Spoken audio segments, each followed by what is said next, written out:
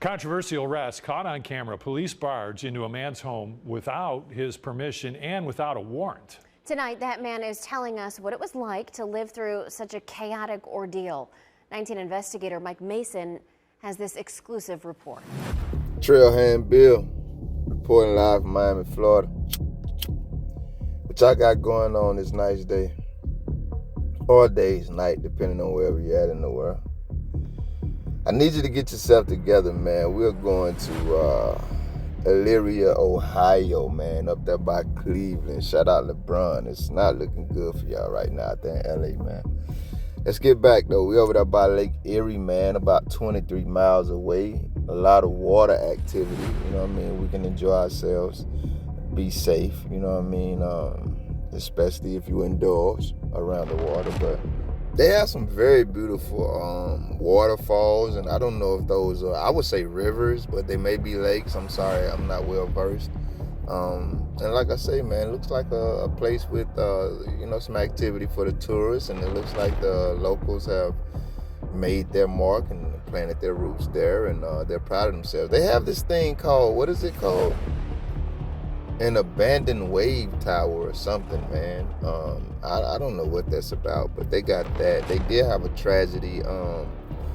A family of 3 was found, you know, deceased a couple of years ago, and there's a very funny police chase from 1996 in Elyria, Ohio, if you want to look that up on YouTube, man. And I don't want to sell them short. I'm pretty sure it's a great place with great people, with all types of activities to do. But unfortunately, like everywhere else in America, we have some roads there that require our attention. So we with, you know, the local citizenship and the local media and the rest of the country, man. You know, we're here to check on them, and we thank you guys for having us. And with that in mind, let's see what's going on in Elyria. Put your hands behind your back right now. Right now. Stop touching me. I will. Y'all think this should have been an episode of the corruption report? We're gonna see. And if you don't know what the corruption report is, hang on to the end of the video and I'll tell you. Put your hands behind your back right now. Right now. Stop touching me. I will. Raul Ortiz says he'll never be the same after 3 Elyria police officers stormed into his home. One minute I'm happy, next minute I'm sad, next minute I'm crying. I hear a loud noise, I get freaked out. 19 Investigates obtained body cam video from May 11th of last year. That's when 3 officers met with Ortiz's ex-girlfriend, Brittany Warner. She told them she had broken up with Ortiz and he wouldn't let her back into the home. I just want my things and I want to get out. Officers arrive at the home, but Ortiz refuses to let them in without a warrant. Hey, I see no problem so far. So all I did was say, hey, I don't choose to talk to you then. If I'm not in trouble with you and you ain't got a warrant for me, then I ain't got nothing to say. I'm not being involved. Officer Paige Mitchell is then heard telling Warner she has the right to break in. Any door can be kicked in depending on how hard you work at it. So Warner kicks the door in as officers go in behind her. She was very aggressive. Ortiz is heard struggling with the 2 officers. A window shatters. In the reports, police wrote Raul's body slammed into Officer Lewis, nearly causing him to fall out. However, Ortiz remembers it differently. I actually grabbed the cop trying to pull him back, letting him know that I'm not trying to fight you guys, but I'm not going to put my hands behind my back because I have a medical condition. Mitchell then walks up the stairs and tases Ortiz. Put your hands behind your back right now. Right now. Stop touching me. I will.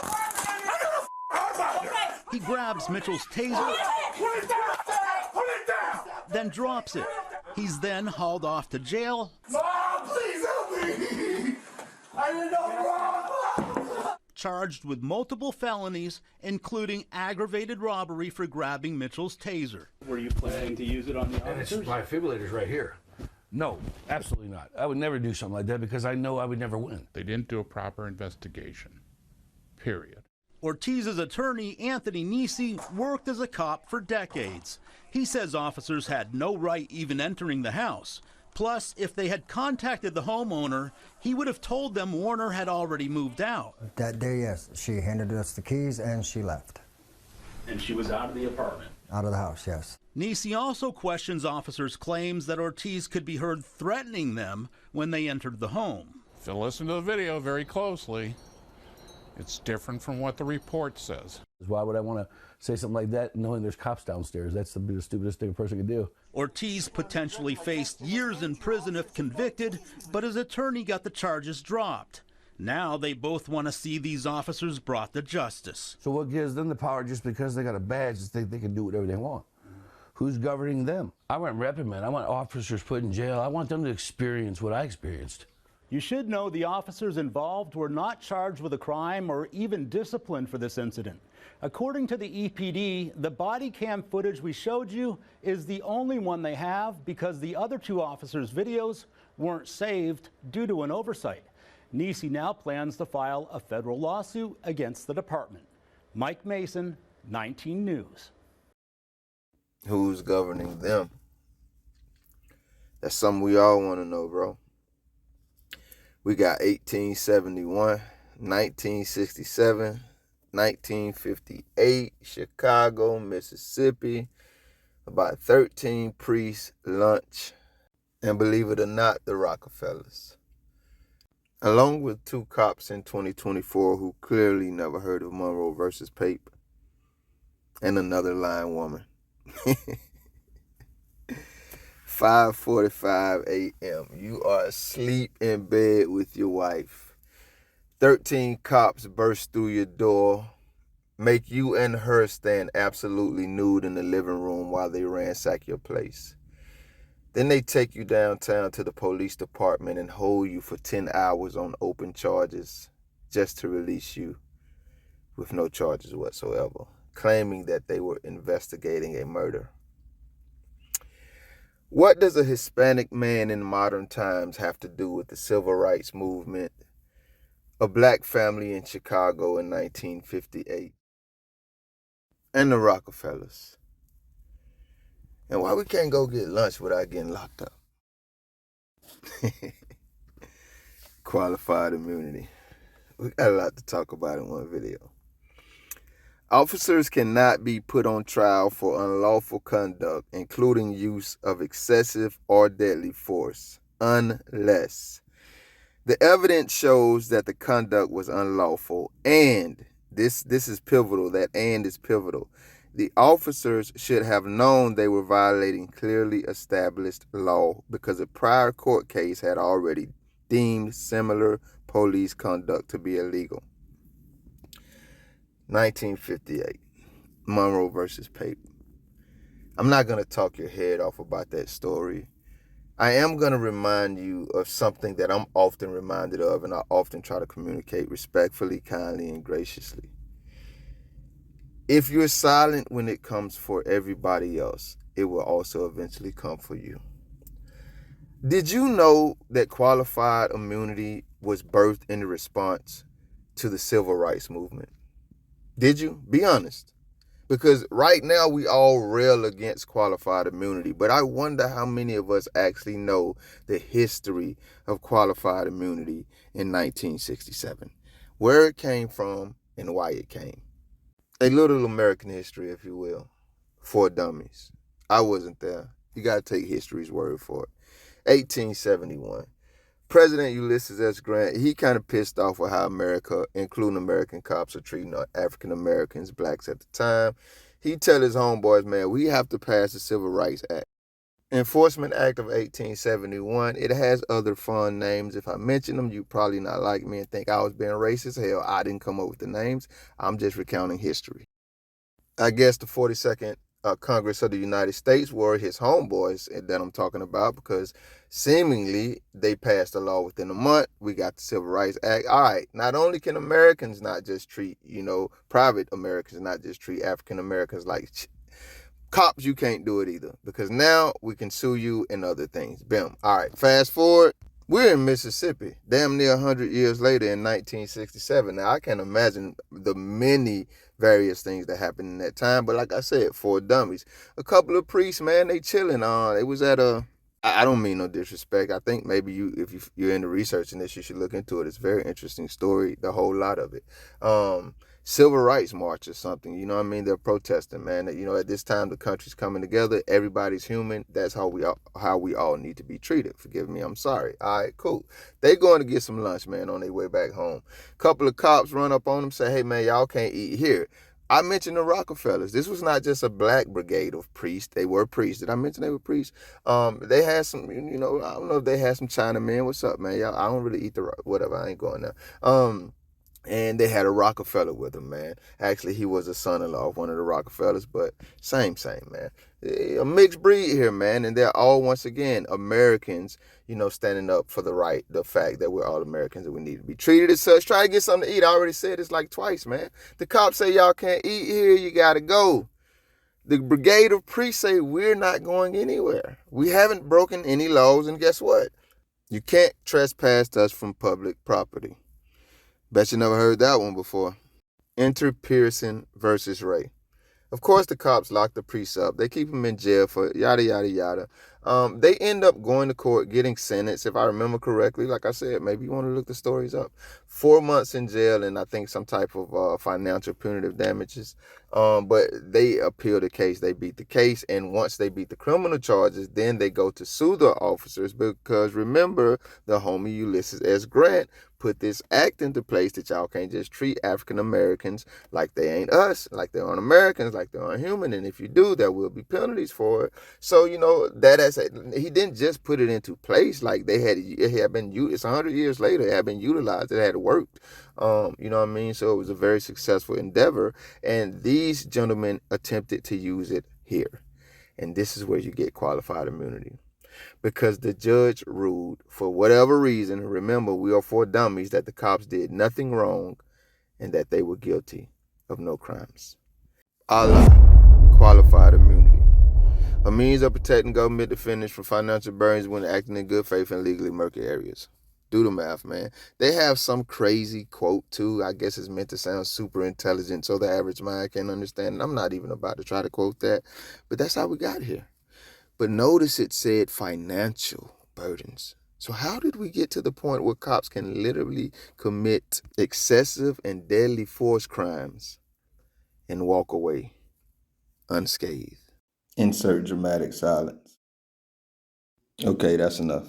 Well, hell, I wasn't there, but if you believe the report, somewhere around 2005, give or take, the courts began to extend it from just civil damages to also criminal damages, even excessive or deadly force used by cops. They are qualified to be protected from any liability.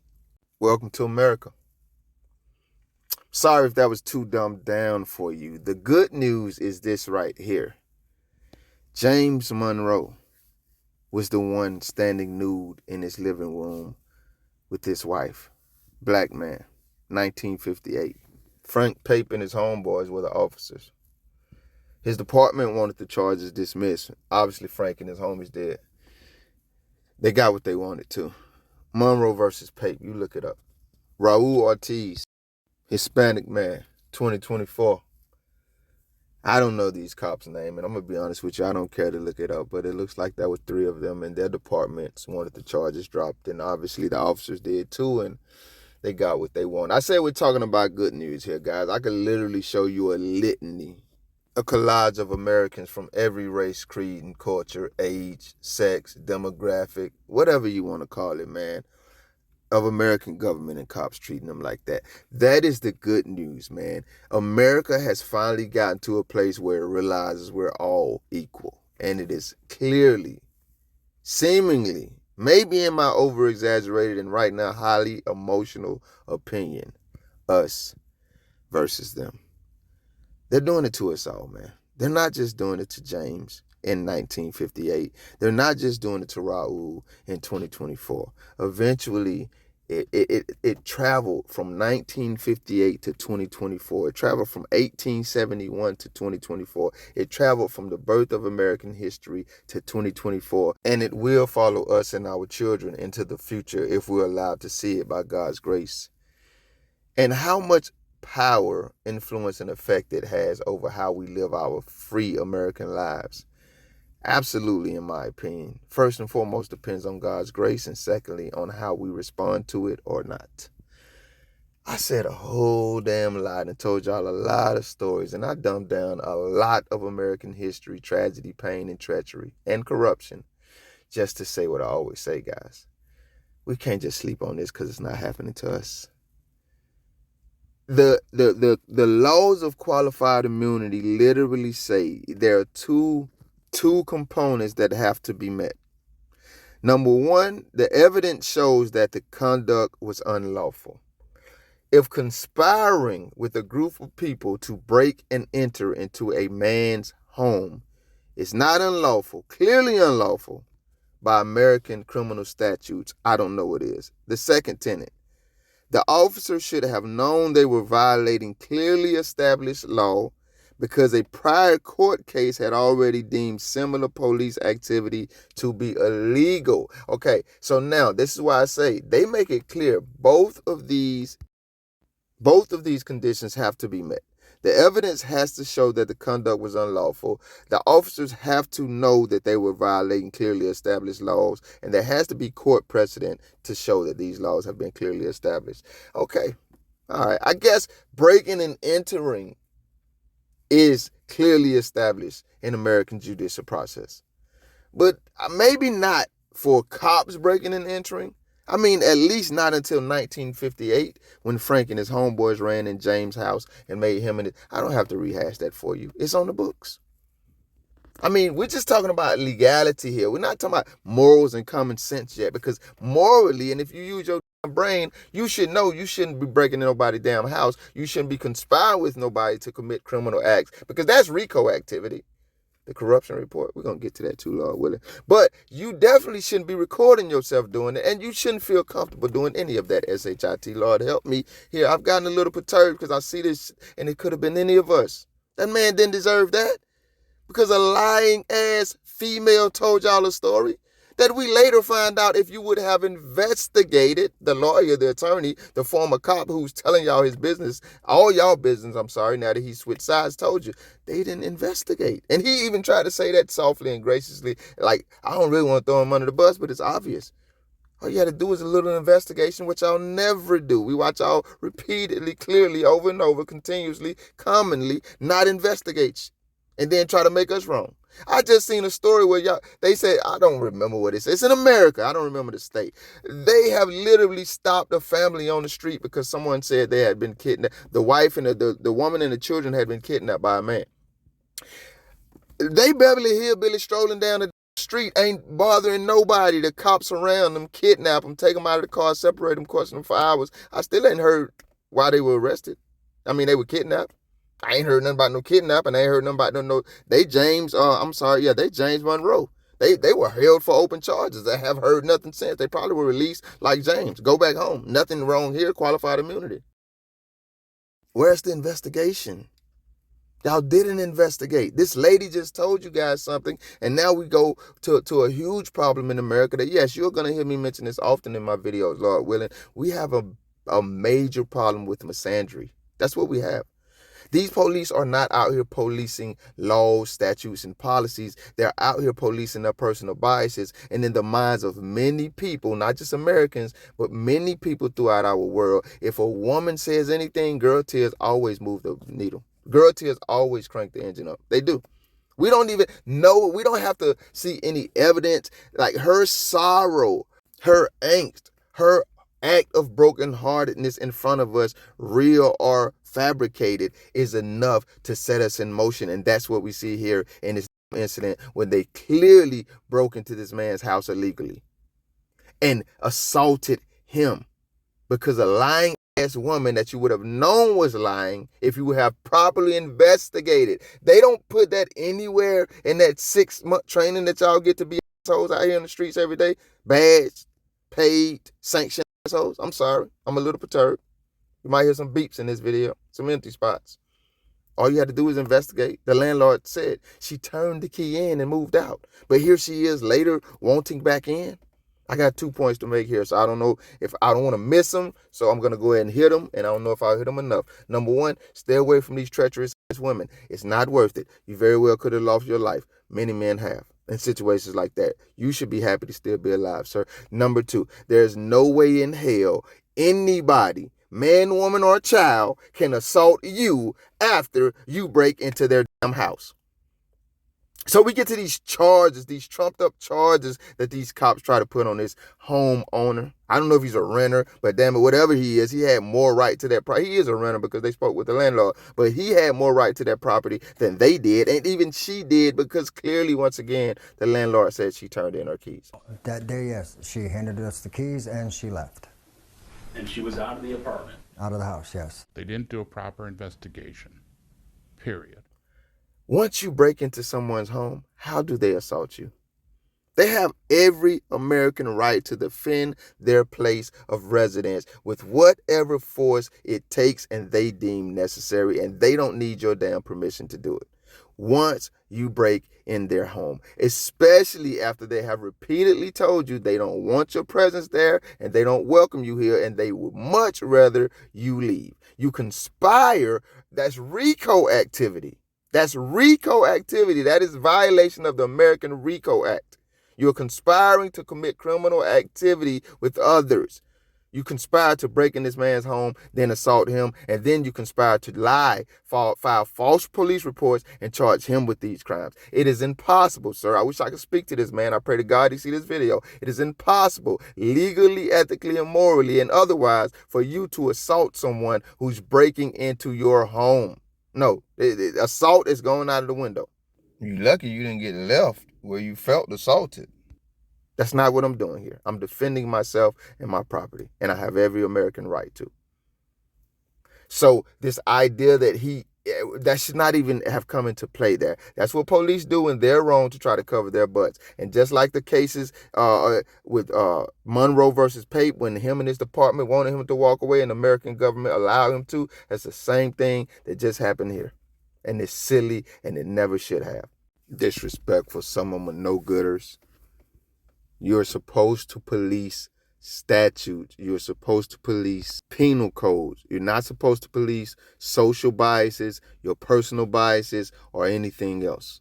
You investigate, especially if you are a licensed fucking police officer, because that is what you're trained to do, and that is supposed to be part of your process and your professionalism. You don't get to just see people crying, lying, and making up, and then you go attacking others based on once again, your personal biases and social biases. We are not your social pariahs because we are men.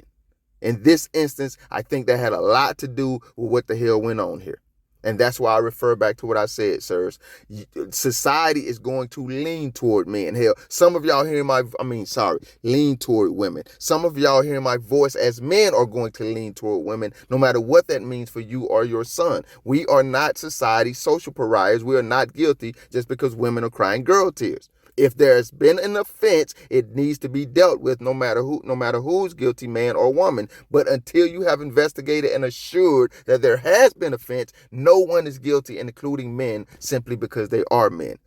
But because society doesn't think this way, I reiterate, even a lot of men who profess to be against this train of thought, that's why you individually as a man have to protect yourself. And one level of that is getting away from and staying away from this type of woman. In my logic, I've felt this way since I was young and a kid. Any woman who would call the police on me, the American citizen murdering police. I did not stumble there. The American citizen murdering police. They do this on a regular basis. They see us all as equals. They don't give a damn. It's them versus us in their eyes. They have declared this war, not us.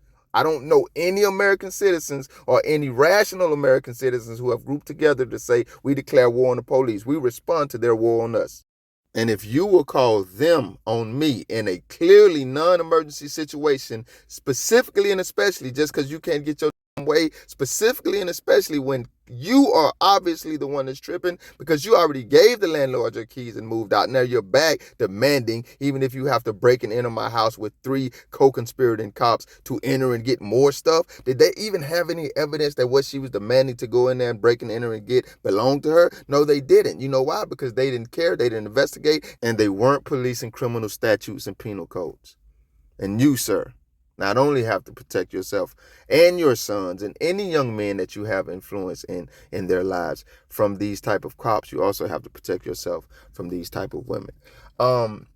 This young man, in modern times, we have these phrases called victim blaming. He comes off as a young man who knew a little about his rights. And once again, I don't say this condescendingly because I myself have so much more to learn. But I don't want to victim blame. That's the new terminology that some would say what I'm about to do is, and I'm by no means trying to do that. But I don't just want to rant, even though my rant is genuine and it is where my heart is at. It's exactly how I feel about this situation, and I identified the problem areas and where I think corrections could be made with the cops and this treacherous female. I also just, if I could, because I would welcome this, had it been me in this situation and someone said, hey, here's a little advice to the gentleman, because you very well could have lost your life. And I reiterate, you're by God's grace blessed to still be alive, sir. Many men, women, and children have left those situations no longer with us, unfortunately, because of these rogue terrorist cops, right? And whoever the treacherous person was co-conspiring with them, be it man, woman, or even children in some cases. I think you could have helped yourself, and there are two ways that immediately pop in my mind, sir. Number one, you have to always record. These days, man, the doorbell cameras, the security cameras that you could put on your house, the cheapest versions won't break most of us, you know what I mean, functioning adults. I know people have hard times out there, and I don't mean to insult any of you who are going through financial things, but if you have a little extra cash, those type of things come in handy. Thank God they were able to get this body cam, the body cam that they could get. They didn't even get all of it. But those things come in handy because cops are definitely going to destroy evidence when it incriminates them. The doorbell cam, like I said, the security cams, I suggest everybody invest in those. And most of us have cell phones. So obviously you always need to be filming the police. He should have had his own recording of this, at least up until the time when they attacked him, because obviously we know they would have took his camera and broke it. And then the other thing, man, that I do in these situations, I don't mind calling the police on the police. So you could have called 911, you could have asked for a supervisor or anything, just to get more eyes on it, just to document more for your sake what was happening there. And I think for me, man, I always want to get as much documentation of police and government interactions as legally and humanly possible. So once again, I'm not victim blaming you. I don't think you did anything wrong. I think the cops and this lady are absolutely criminals. I hope that we do hear more about this case, more noise being raised, because that's how these things get tackled and addressed, when a lot of eyes and a lot are on them and a lot of voices are speaking about them. As long as they go under the rug, no one's going to care. This will go away. I'm glad he's filing a lawsuit. I'm glad he has an attorney, but I do hope that in the future we hear about criminal charges being pressed on all of these thugs. That's just my prayer and my hope.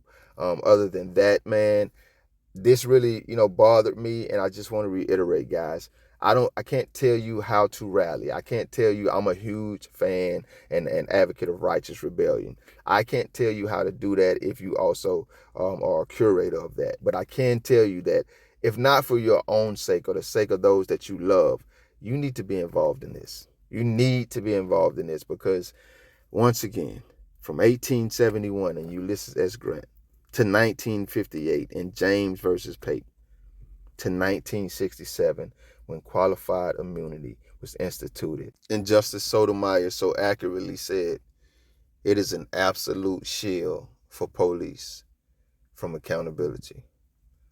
This is not a racial problem, though some races may deal with it more.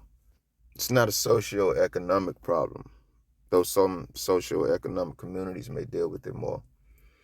It's not a gender problem or an age problem, a height problem or weight problem, or career choice problem, or Cowboys fans versus Patriots fans problem, though any or either of those communities may deal with it more or less depending. But this is definitely an American problem, and one we as Americans definitely have to address. Y'all be safe. 19 Investigates obtained body cam video from May 11th of last year. That's when 3 officers met with Ortiz's ex-girlfriend, Brittany Warner. She told them she had broken up with Ortiz and he wouldn't let her back into the home. I just want my things and I want to get out. Officers arrive at the home, but Ortiz refuses to let them in without a warrant. So all I did was say, hey, I don't choose to talk to you then. If I'm not in trouble with you and you ain't got a warrant for me, then I ain't got nothing to say. I'm not being involved. Officer Paige Mitchell is then heard telling Warner she has the right to break in. Any door can be kicked in depending on how hard you work at it. so Warner kicks the door in as officers go in behind her. Five men in North Carolina just lost their life in an incident similar to this. I don't know. I'm with him. I hope these cops are reprimanded very severely. And who knows if they will be. But I do know this, man. They're lucky that they got to walk out of that incident alive, man, after they kicked that man's door in. They're very lucky because the wrong person on the other side of that kicked-in door would have left them where they kicked and been very arguably in the right. Thank you if you made it this far. If you liked the video, feel free to hit that thumbs up button. I greatly appreciate it. If you care to go a little further than that, maybe even subscribe, hit the notification bell. Check out a few of the other videos on the channel. Either way, y'all be safe. We're going to have to talk about the corruption report another time.